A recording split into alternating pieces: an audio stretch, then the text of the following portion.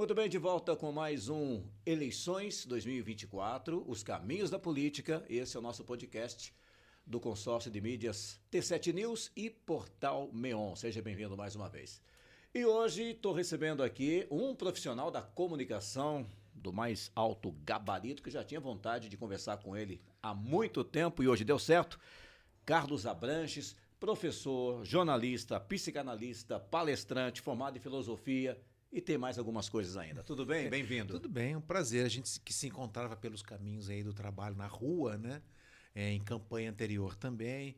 É um prazer estar aqui para a gente poder conversar um pouco. Bacana te ver aqui, te reencontrar e poder conversar um pouquinho, não só Vamos lá. sobre política, né? Porque Não. aqui é os caminhos da política, mas a gente tem muita coisa para conversar, né? Sem dúvida. Primeiro, como nós estamos num veículo de comunicação, falar sobre a comunicação, né? Que é talvez a tua grande porta de entrada, abertura que colocou você aí para todo mundo saber quem é Carlos Abranches, né? Como é que começou essa história? Olha, você falou em algumas das atividades que eu desempenho. Eu percebi ao longo da vida que essas atividades todas estavam envolvidas, comprometidas integralmente com a comunicação. Então, quando eu me formei em comunicação na Universidade Federal de Juiz de Fora, eu já tinha um caminho traçado lá dentro da mesma universidade. Eu formei em filosofia também. E posteriormente veio a psicanálise também. Eu percebi que tudo, a música, eu sou formado em violão clássico também, Olha estudei só. esse negócio no conservatório, dei aula há muitos anos. Eu percebi que música, filosofia, poesia, livros, tudo isso são formas diferenciadas da gente se comunicar. Tá. A comunicação ensina a gente a fazer perguntas. Sim. Eu fiz o curso e aprendi, mas eu percebi depois que eu corria o risco de fazer pergunta besta, sabe? Pergunta idiota. Aí eu fui fazer filosofia para dar algum contexto, algum significado para as coisas e pude transmitir ao longo dos muitos anos, das quase 3 décadas de trabalho com televisão, nos programas que eu pude apresentar e entrevistar pessoas, eu acredito que sim, eu consegui traduzir em perguntas que seriam interessantes, porque eu ficava pensando, o que interessa para o meu telespectador saber dessa pessoa? Eu fazia uma pesquisa para ver qual o assunto que interessava para a comunidade como um todo, 3,5 milhões Sim, sim. de pessoas. Então, qual o assunto para ocupar meia hora de um dia da semana para as pessoas ouvirem? Né? Eu pesquisava o assunto, procurava uma pessoa que falasse bem e procurava fazer as perguntas adequadas. Feito isso, essa foi uma fórmula ao longo do tempo que me deu mais de 80 milhões de telespectadores. E é legal que quando a gente convida os entrevistados, a gente aprende muito com eles, né? Nossa, Porque você hoje nem você imagina. entrevista um advogado, amanhã é um corretor de imóveis, no outro dia é um empresário, é um político, né? É sempre novidade, né? A gente aprende demais. Imagina o que eu não aprendi com psicólogos, exato. com médicos, advogados, com religiosos, pessoal do turismo, tudo que representa efetivamente a nossa região. É. Aprendi demais, rapaz. Eu saí muito rico porque era quase que uma consulta de graça na frente lá. E eu levava as pessoas para falar de doenças que estavam vigorando muito forte na época. Pensa, uma audiência com quase 100 mil pessoas, num domingo de manhã, é como se fossem 2 Morumbis cheios. Você pensa na responsabilidade na hora que você está entrevistando a pessoa? Porque você pensa no momento que você está no ar, nesse mundaréu de gente que está do outro lado ou não? Toda hora. É. Toda hora. Porque a comunicação correta não precisa de uma televisão para ser realizada de maneira adequada. Mas se eu tenho esse veículo, olha a imensidão da responsabilidade Sim. de fazer bem feito. Daí o preparo da pergunta adequada, o preparo conhecendo o assunto anteriormente, fazendo uma pesquisa para não falar besteira, bobagem. Porque se chega lá algo imaturo, não bem preparado, a responsabilidade é minha. Fui eu que me comuniquei de maneira equivocada. E para mim o que mais me prezava sempre era a importância do meu telespectador. Sempre. Na TV afiliada da Globo na região, você chegou ainda a pegar o período antes, Vanguarda, ou não? Já entrou como Vanguarda? Então, quando eu cheguei aqui foi em 1995, completando agora 30 anos. Tá. Eu cheguei aqui, comecei em fevereiro de 95, Rede Globo, Vale do Paraíba. Vale do Paraíba. Ela foi criada em 88. Isso. Eu cheguei 7 anos depois e fiquei mais 8 anos trabalhando na rua e depois apresentando os telejornais, trabalhando como editor. A vanguarda começou efetivamente em 2003. Em Minas você também já trabalhava em Trabalhava TV? na Rede Globo. Lá foi o início. De Minas, lá foi onde começou Tá. tudo. E depois um trecho pequeno na TV Bandeirantes, da época. Tá. Né? Aí veio para o Vale do Aí Paraíba. vim para cá, a convite de uma pessoa que eu não conhecia, mas um editor regional na época. Tá. Conterrâneo meu, depois eu vim a saber, Antônio Augusto de Oliveira, grande professor, já Sim, falecido. me lembro dele. Me lembro. Já falecido. E ele procurou lá o diretor de uma televisão na qual eu estava trabalhando, que era da Band na época, e ele me procurou em casa. Ó, você está a fim de ir? Eu falei assim, vamos lá fazer um teste, ver o que é, né? Então, pimba. Legal. Desde então aqui. A gente vai falar de política já, mas antes vamos explorar um pouquinho mais esse lado jornalístico, né? É isso. Muito tempo na rua, muito tempo também ancorando o telejornal. Isso. Qual é a grande mudança? Porque tem muita gente que pensa, quando passa a ser o âncora, o apresentador do telejornal, muda o status, né, da pessoa. Para você mudou isso, muda muita coisa, a rua para ficar de repente só dentro de um estúdio?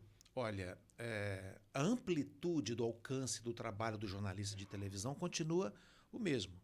Agora é diferente, evidentemente. Eu pego uma reportagem, gravo na rua e a reportagem tem 2 minutos, 3 minutos, vai no ar. Às vezes, mais de uma reportagem minha ia para o ar, num jornal de 45 minutos. É diferente, o tempo de visibilidade é diferente. Apresentando o jornal, eu ficava o tempo inteiro no ar, chamando as reportagens. E o interessante, fazendo comentários posteriores às reportagens. Essa é a figura do âncora. Essa liberdade, exato. Tinha essa liberdade. A editora chegar e falar assim, olha, o comentário é seu, pode fazer. Eu nunca fui cerceado na emissora em que eu trabalhei, não poder dizer isso, poder dizer aquilo. A nossa conduta lá era assim, eu não tenho amigos para defender, nem inimigos para atacar. A minha defesa é da comunidade. Fazia o correto. E eu trabalhei o tempo inteiro assim, cobrando político, cobrando prefeito, cobrando governador do estado, entrevistei esse povo todo, mas cobrando duro, como o trabalho deveria ser feito. Você chegou a ancorar debate, ser um mediador de debate. Debates. Jesus! Ancorei debates, complicado, é uma tarefa difícil, é bem complicadinho. Ali é pesado. Desafiador, porque são todas as frentes interessadas em ganhar. Exato. E você é o mediador, é o juiz, é o árbitro, né? Exato. Então tem que ter um cuidado danado, né? Que bacana. Bom, Carlos Abranches com uma história imensa de jornalismo. E isso te leva também para palestras, para poder até levar o teu conhecimento para muita gente, né? Bastante, nossa, demais. Algumas ficaram inesquecíveis. Eu faço palestras em universidades, faço palestras em empresas, mas algumas inesquecíveis, como eu fiz palestra uma vez numa creche lá da Zona Sul de São José dos Campos, Campo dos Alemães, o Dom Pedro, não me lembro qual, em que as crianças se prepararam para me entrevistar. Juntaram as crianças, elas passaram a semana, não era creche, era no ensino fundamental. Elas prepararam, num trabalho de alfabetização, prepararam as perguntas por escrito, colocaram em cartolinas, pegaram fotos minhas, fizeram um mural, tudo. E eu fiquei sentado assim, convidaram os pais para participar e as crianças lendo as perguntas que elas elaboraram em aula de língua portuguesa. Ver o trabalho integrado é bacana, né? Com a figura que ia responder ali. Então, essas coisas que marcam a vida da gente. Talvez não tanto uma pessoa famosa que eu vou entrevistar. Não tanto uma pessoa poderosa, entre aspas, que eu vou entrevistar. Mais importante são as pessoas simples. E você que marcam a vida da gente. Essa mudança tecnológica, né? Porque lá atrás ainda não tinha tudo isso, né? Você chegou a trabalhar com máquina de escrever. Máquina de escrever, digitando máquina de escrever. E depois esse mundo aí que de repente você não só está na televisão, mas você também está nas redes sociais. Baixe o aplicativo e veja aqui o Jornal com Carlos Abranches. Mudou tudo, né? Mudou tudo. Porque agora as pessoas, essa geração que está subindo agora, ela não aceita ficar 1 hora na frente da televisão por causa de um telejornal. Ela se interessa por uma reportagem, ela chega à noite em casa, porque está trabalhando na hora do jornal, e pega a reportagem que ela quer ver. Não precisa ver o jornal inteiro. Mas o jornal tem que estar no ar. Tem que estar no ar. Para oferecer a quem ainda assiste, né? Porque mudou muito. A televisão, da mesma maneira que fez com o rádio, lá atrás, eu não vivi essa época, mas lá atrás, falavam que o rádio ia acabar. Exato. Porque a televisão chegou e tomou conta. O rádio acabou?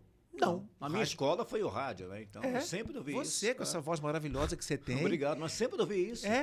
Só que não sai disso, porque o rádio vai acabar. E não acabou. O rádio encontrou o nicho dele. Era assim, mas encontrou o nicho dele. E hoje, o que faz as rádios sobreviverem? A criatividade. As rádios estão com monitores assim, você assiste o programa de onde você quiser. Hoje você assiste a rádio. Assiste a rádio. Ficou muito legal, muito dinâmico. Assim vai acontecer com a televisão. Já está acontecendo com a televisão. Aquele poder todo de audiência já está pulverizado em outras mídias. Redes sociais, podcasts. As pessoas assistem o quanto elas querem. Acabou a ditadura do predomínio do tempo.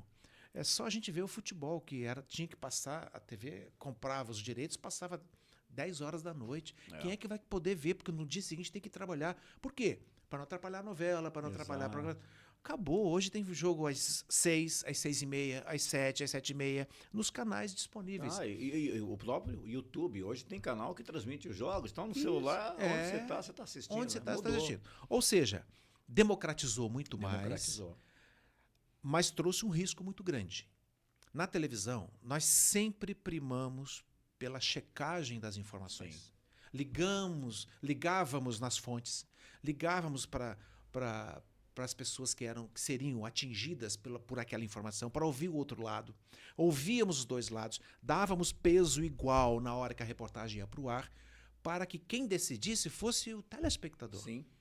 Hoje, Reinaldo, qualquer um pega o celular, grava na frente de um restaurante em que foi mal atendido, grava dentro de um avião em que não gostou do serviço, posta aquilo. Pode causar na hora ali, né? E publica na hora. Porque hora. Isso trouxe o quê? Trouxe uma valorização do conflito. Talvez seja por isso que a gente tenha visto tantos políticos falando um monte de impropérios, né, beligerantes com o microfone no púlpito, lá em cima falando, atacando o outro, saindo muitas vezes no tapa. Que isso? Que exemplo é esse? Exato. Será que não está na hora da gente fazer uma renovação disso? Porque isso é a prova de uma incapacidade de uma boa comunicação. Para me comunicar com você, eu não preciso gritar. Não. Eu posso falar assertivamente, positivamente, de maneira direta, vigorosa, aquilo que eu quero dizer. Você passa uma credibilidade muito maior. Exatamente, muito maior. As pessoas passam a confiar mais em você pela sua oratória, né? É isso mesmo. Exato. A oratória é a capacidade de falar, a retórica é a capacidade de convencer. Então, Daí vem o convencimento. Se eu tenho uma boa retórica, eu faço o outro acreditar no que eu quero dizer. Tem um monte de gente que tem oratória e vai lá e aí se elege deputado, se elege senador, só se elege no blá, presidente, blá, blá. só no blá, blá, blá, mas sem lastro, sem conteúdo que justifique, conteúdo moral, eu diria, que banque o bom discurso. Aí o discurso fica vazio. Já que estamos entrando nessa parte política, estou conversando aqui com o Carlos Abranches. Você foi candidato a deputado estadual na eleição de 2022. Fui candidato. E como Pela é que foi? primeira vez, viu? Foi a primeira vez. Primeira vez. E aí, mas como é que surgiu essa ideia? Eu vou ser candidato a deputado? Como é que foi? Eu percebi que tinha alguma coisa no ar das minhas intuições. Eu sou muito intuitivo. A filosofia me ajudou a alcançar esse ponto. Eu cheguei e falei, peraí, quem sabe há essa possibilidade? Aí eu fui atrás de gente que conhece, que sabia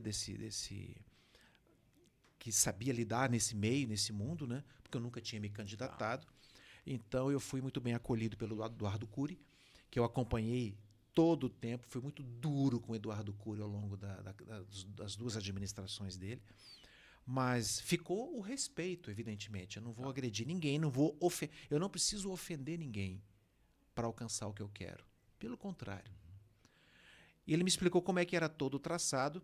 E na época haveria a possibilidade de sair pelo PSDB. Mas como nós tínhamos a grande e nobre vereadora Dulce Rita para sair, eu falei assim, não, cada um vai respeitar eu respeito o espaço que hoje ela merecidamente, depois de tantos anos dedicados, né, aos seus ideais, ela se candidatou e eu me candidatei pelo Cidadania, partido no qual eu continuo, Cidadania, que agora federado, nem estava federado ainda ao PSDB, e hoje forma uma federação. Durante o processo houve a federação, aí confirmou. E daí que as orientações todas vieram. Resultado de todo esse processo, foram praticamente 40 mil votos 40 mil recebidos. Votos. Né? Evidente que num partido como o PSDB tinham muitos candidatos antigos que já tinham mandatos, É. recebido mandatos na A Lespe. na Lespe e tiveram mais voto, mas não o suficiente para poder chegar até lá em cima. Então, valeu o quê? Valeu tudo. Você está como suplente. Olha, Ah, como suplente, olha a experiência. Mas 40 mil Obtida. votos é bastante Então, coisa. foi um reconhecimento Sim. muito legal.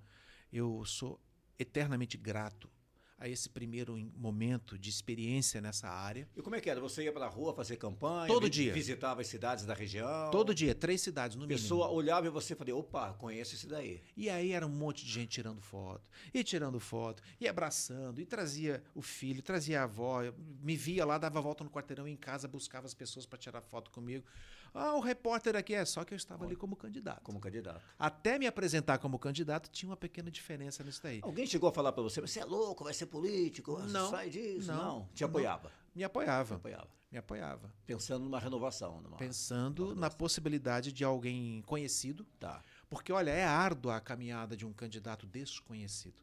Ele tem que cativar. Aí entra a retórica e a oratória, veja. Isso. Que eu não vou ter tempo de mostrar. O candidato não vai ter tempo de mostrar, porque ele tem que chegar, bater no ombro, conversar, se apresentar como candidato. Quem sabe eu posso ser merecedor do seu voto. Eu tinha uma vantagem em relação a isso pelo fato de já ser conhecido aqui na região. Tá. Então, foi uma surpresa. Eu tive 0 rejeição.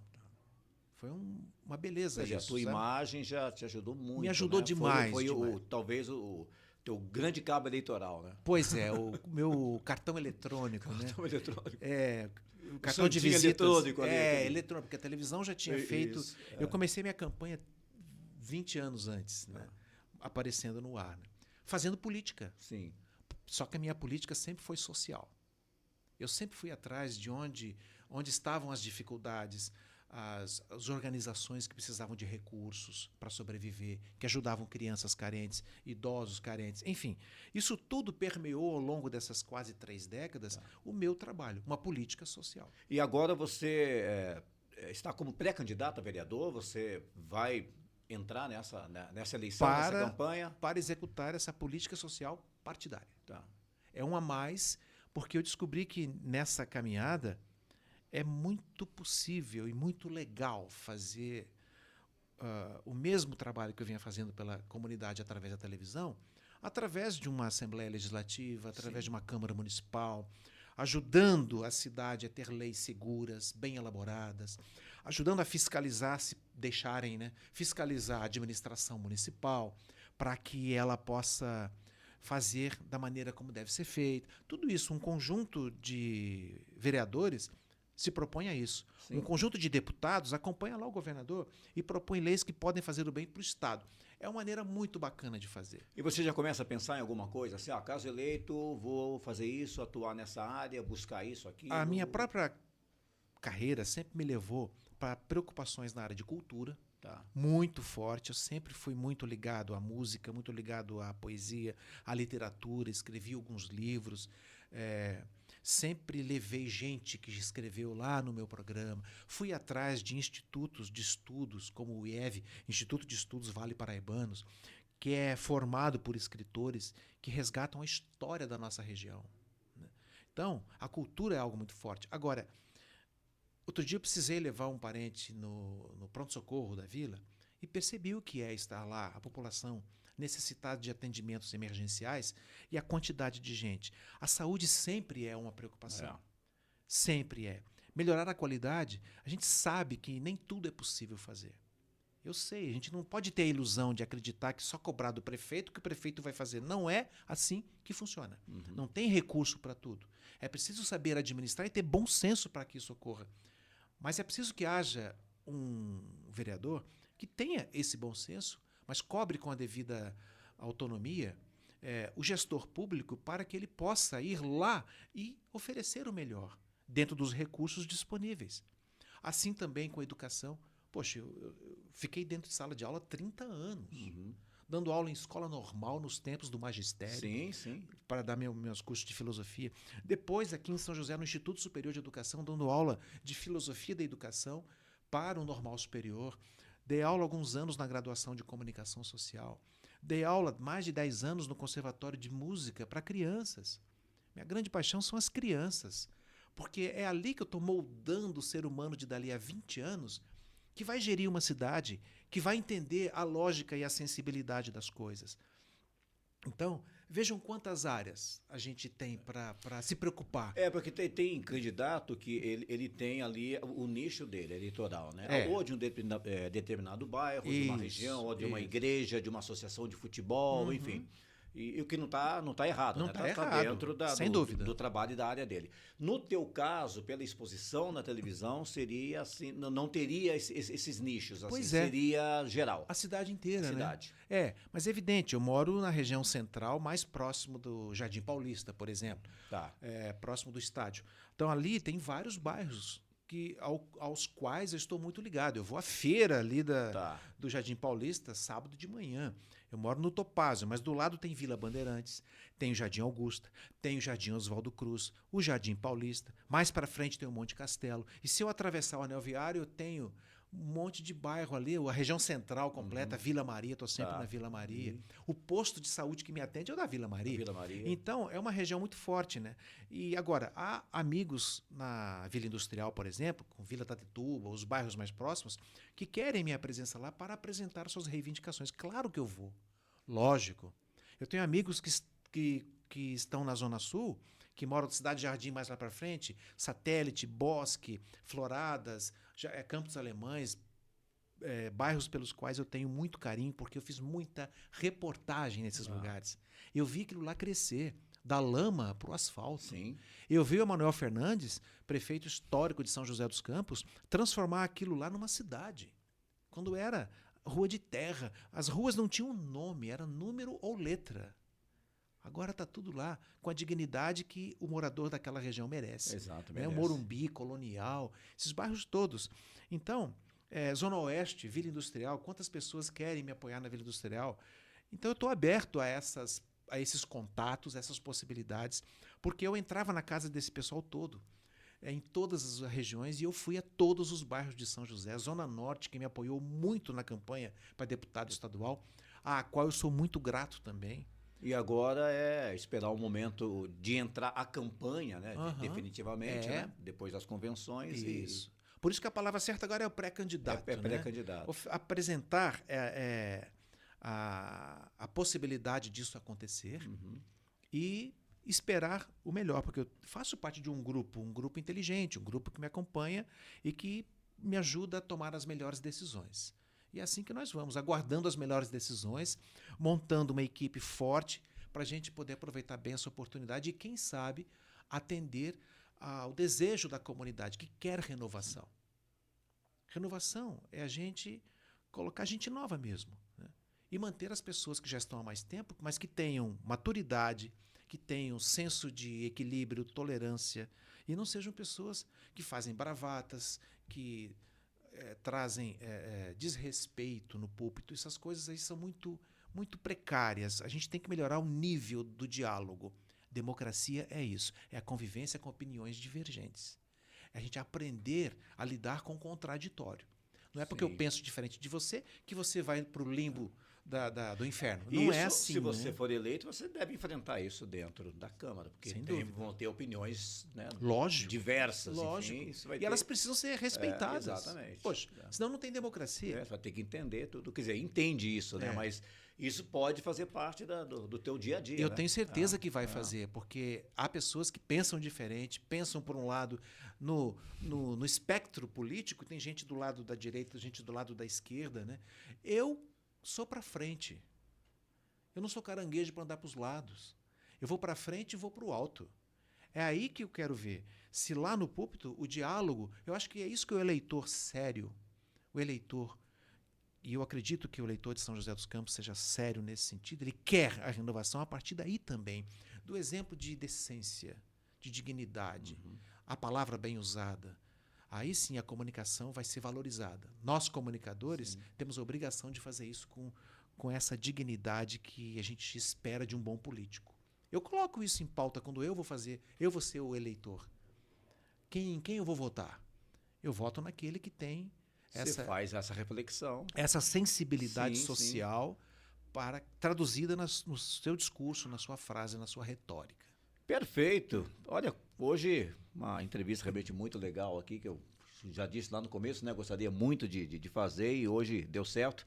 Carlos Abranches, todo mundo conhece, olhando aqui a figura dele, todo mundo sabe quem é. Agradeço demais a tua presença aqui no MEON, também o nosso parceiro T7 News em Taubaté. Muito obrigado por ter vindo. Eu que agradeço a oportunidade de falar para o seu público, para as pessoas que te acompanham. Acredito que a gente tem muito a conquistar, se a gente continuar nessa trajetória. Porque ao longo desse tempo todo, foi pela palavra que eu conquistei minha credibilidade, né? E é pelo comportamento que eu vou mantê-la. Então é assim que a gente vai vai seguindo adiante, né? Para poder entender que nós somos que nem piloto de avião. Não sobrevive para contar como é que foi o acidente. Verdade. Eu falei de tantas coisas que o Abranches, né, fez aí ao longo e faz ainda ao longo da sua trajetória, só esqueci de falar que ele também é celebrante de casamento. Né, também. É verdade. Ele vai ali para ver se o noivo fala assim, a noiva assim. Então, é bacana. Isso aí foi também. uma possibilidade que surgiu já há algum tempo, tem bastante tempo. E agora há pouco estava conversando com 2 casais que queriam adiantar já alguns passos na celebração, já estamos comprometidos com as datas. Eles buscam esperando isso, algo diferenciado, algo que não seja um discurso religioso, porque eu não sou profitente de uma crença que exige um ministério religioso como um pastor ou um padre, né? Mas um celebrante é diferente. É aquele momento tão raro, tão importante de um casamento em que algo vai ser dito. Como comunicador, eu tenho certeza que você não faria diferente. Aproveitar aquele instante para marcar a vida de todo mundo que está ali. Geralmente, o casal, você vai numa igreja, né, seja católica ou evangélica, enfim, ele já mais ou menos sabe como vai ser a celebração do casamento. Porque praticamente é uma celebração única, né? Sempre quase um culto. O rito é o mesmo. Ou uma pequena missa. Exatamente. Né? Eu acredito, né, ainda não vi o Abranches celebrando nenhum casamento, mas acredito que é para surpreender, né, o casal. Isso porque mesmo. Acho que ele não sabe o que vai acontecer ali. Ele chega, e agora? O que vem sabe. Dele? E aí, talvez você use ali a criatividade, a brincadeira, sinta o momento, né, do que dá para fazer. Imagina, rapaz. Pra você ter uma ideia, um dia o casal, que ia se casar aqui em Caçapava, o casal era de primos. Aí eu deduzi, se o casal é de primos, quem ia entrar com as alianças foi a avó. Aí ela chegou com a aliança, a avó dos 2, né? Aí chegou com a aliança e eu falei assim, não, eu não posso perder essa oportunidade, vem cá que eu vou lhe entrevistar. O casal ficou ali, eu peguei, virei a avó para os presentes e falei assim, como é que é ser primo do casal dos 2, né? Ser avó dos 2? É uma alegria muito grande, eu vi esses meninos crescendo e agora eles se casando aqui. Eu falei assim, tá aí, qual é o recado que a senhora dá? Olha, eu sou casado há 60 anos. E eles estão no ano 0, a senhora está no ano 60. Tem experiência. O que eles devem fazer para dar certo? Então, eu fui brincando assim, sério. De uma maneira bem-humorada, porém elevada, sem desmerecer ninguém. Rapaz, o resultado que vem dando é maravilhoso. Quase todo fim de semana tem um casamento para celebrar. Que bacana, cara. Uma coisa que talvez lá atrás você nem podia imaginar. Imaginava. Achava que não tinha competência. Falei, quem sabe fazer isso é padre e pastor, eu não. Que legal. Até que falou, peraí, se o pessoal está começando a chamar, vamos aprender e profissionalizar isso. Exatamente. Porque a gente, como comunicador, tem que saber o que está falando. E a gente escolheu o que vai falar, para não falar bobagem. Exato. Né? E manter todo o respeito, né? Você pode brincar, mas com respeito. Sem ali, dúvida. Que bacana. Aquela coisa, você sente o momento ali, o que dá para você explorar e fazer. Né? Isso daí. Abranches, legal. Maravilha, muito obrigado por ter vindo aqui até o MEON. Tá bom, obrigado você, obrigado a todos que estão nos acompanhando aí. Legal. Carlos Abranches, meu convidado. Obrigado você que nos acompanhou mais uma vez. E nos acompanhe nas redes sociais, tá bom? Até o próximo MEON Entrevista. Caminhos da Política, eleições 2024. Até mais.